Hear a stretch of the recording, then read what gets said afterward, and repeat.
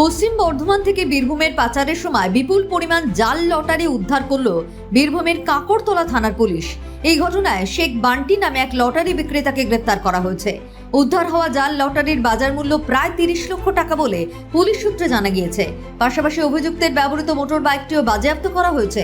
Police সূত্রে খবর, গোপন সূত্রে খবর পেয়ে গতকাল বিকেলে কাঁকড়তলা থানার পুলিশ হযরতপুর রেলওয়ে সাইডিং এর কাছে নাকা তল্লাশি চালায়। সেই সময় পশ্চিম বর্ধমানের দিক থেকে আসা শেখ বান্টির বাইকটি আটক করে পুলিশ। তল্লাশি চালাতেই বাইকের সঙ্গে থাকা বস্তা ভর্তি জাল লটারিগুলি উদ্ধার হয়। প্রাথমিক তদন্তে জানা গিয়েছে এই জাল লটারিগুলি পশ্চিম বর্ধমান থেকে এনে বীরভূমের বড়রা, হযরতপুর, কাঁকড়তলা, খয়রাশোল এবং লোকপুর সহ বিভিন্ন এলাকায় বিক্রির পরিকল্পনা ছিল। ধৃত ব্যক্তিকে আজ দুবরাজপুর আদালতে পেশ করা হয়।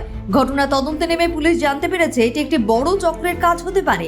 এই চক্রের সঙ্গে আর কে বা কারা জড়িত এবং এর মূল পান্ডা কে তা খুঁজে বের করতে ধৃতকে পুলিশি হেফাজতে নেওয়ার আবেদন জানিয়েছে তদন্তকারী দল।